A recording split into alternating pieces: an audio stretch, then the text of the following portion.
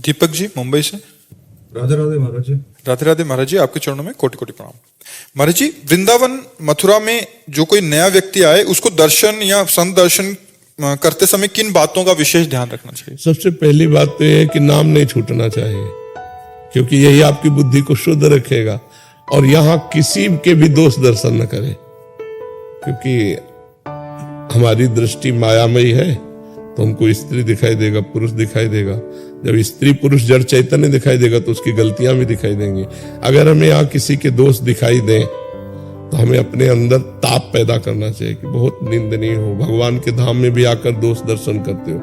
और जो दोष देखा उस दोष का वर्णन तो कभी करे ही नहीं। अगर वर्णन कर दिया तो आपका आना बेकार हो जाएगा, आपके द्वारा अपराध बन जाएगा। वैष्णव धाम में किसी के भी दोष दर्शन न करना, और दोष दर्शन न कहना, और दोष की बातें न सुनना, ये हम सबसे पहला नियम ले। और दूसरी बात, धाम आदि में आए जैसे हम आवे तो हमको जो गृहस्थी के भोग विलासिता है वो नहीं करने चाहिए। अब घर गृहस्थी में तो सब भोगते ही हो, जब धाम आए हो तो ब्रह्मचर्य से रहो। 6 दिन रहो, 2 दिन 4 दिन ब्रह्मचर्य से रहो, और अपने धन की कमाई का ही भोजन पावे, कहीं भी हलवा पूड़ी बटरा हो ना पावे। अगर अपने पास 100 रुपया है तो हम 10 रुपया के चना गुड़ लेके काम चला लेंगे, लेकिन हम हलवा पूड़ी दूसरे का नहीं पाएंगे, क्योंकि हम धाम आए हैं, हम पुण्य कमाने आए, पुण्य खोने नहीं आए। अपना भोजन धर्म के द्वारा कमाए हुए अर्थ से किसी का दोष दर्शन न करना, और निरंतर भगवान का नाम चिंतन करना। और हो सके अगर 3 दिन रुके तो 1 दिन उपवास करना, 1 दिन भूखा रह करके जल आदि के द्वारा या फल आदि के द्वारा प्राणों का पोषण करके, एक बार 24 घंटे में एक बार फल आदि का पोषण करके तीर्थ में 1 रात उपवास करें, 24 घंटे उपवास करें। एक भी मिनट खाली न जाने पावे। कभी भगवान नाम कीर्तन कर रहे हैं, कभी भगवान के दर्शन कर रहे हैं, कभी भगवान के चिंतन में, क्योंकि धाम आए हैं ना, तो अब फुर्सत मिल गई, जितना समय मिला उतना भगवान का नाम। और यहां अगर हो सके तो आपको ऐसा लगता हो कि 10 रुपया हमारे पास है जो हम दान पुण्य कर सकते हैं, तो 10 रुपया के 1 किलो बाजरा, आधा किलो बाजरा जो भी मिलता हो ले लिया और पक्षियों में डाल दिया, तो कितने लोग, कितने मतलब पक्षियों का पेट भर जाएगा। कुछ न कुछ परोपकार करना चाहिए, कुछ न कुछ दान पुण्य करना चाहिए। धाम में आकर के नहीं है तो हम किसी संत को कोई वस्तु दे देते हैं, कोई सेवा कर देते हैं। हम 1 किलो नमक ला के दे देते हैं कि सब लोग भंडारे में दाल में डाल देना, हम गरीब आदमी, हमारा इतना ही। अगर परोपकार की भावना से, पुण्य की भावना से, भगवत भावना से, आप किसान हो, आप मेहनत करते हो, आप व्यापारी हो, और थोड़ा भी आकर कोई जान ना पावे, छपाओ मती, छुपा के कोई नहीं जान पाया, और आप पुण्य करके चले गए, नाम जप करके यहाँ चले गए, कोई अपराध नहीं किया, तो आपको भगवत प्राप्ति में सहयोग करेगा। ये आपके दुखों को मिटा करके सुख प्रदान। बहुत जगह भंडारे यहाँ रास्ते में कोई हलवा पूड़ी नहीं, कदापि नहीं, आपको लेने का अधिकार नहीं। आप गृहस्थ हैं, आप खुद कमाते हैं, तो ऐसे करने का अधिकार नहीं, ऐसे करने का अधिकार।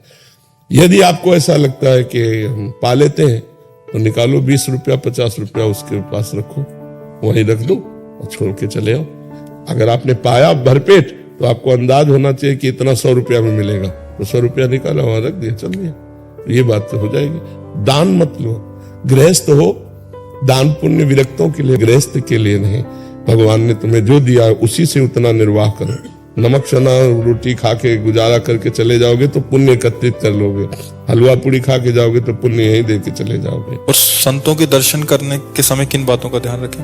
बस हमें अगर भगवत स्मरण चल रहा है तो हमारा दोष दर्शन होगा ही नहीं। अगर दोष दर्शन नहीं होगा और हमारे अंदर अहंकार नहीं, दैन्य भाव से आए जैसे भी दर्शन कर रहे हैं, तो एक एक कदम यज्ञ के समान होता है। हाँ, संत मिलन को चाहिए, तजी माया अभिमान, जीव जीव पग आगे बढ़े, कोटिन यज्ञ समान, ऐसा वर्णन किया गया है। तो संत दरस जी में पातक तरह, दर्शन मात्र से पापों का नाश होता है। पर हम संत को भगवान का भाव रखें, मनुष्य ना माने तब। जैसे एक पत्थर है जिसे हम पत्थर मानते हैं, और एक पत्थर है जिसे हम भगवान मानते हैं। तो पत्थर मानने से हमें कोई लाभ नहीं मिला, लेकिन जब उसी को हमने भगवान माना, पाषाण मूर्ति को, तो हमारे भाव बनने लगे, हमें पुण्य मिलने लगा, हमारे लाभ मिलने लगा। एक मनुष्य है और मनुष्य रूप में एक संत है, उसे हम भगवान का दर्जा दें।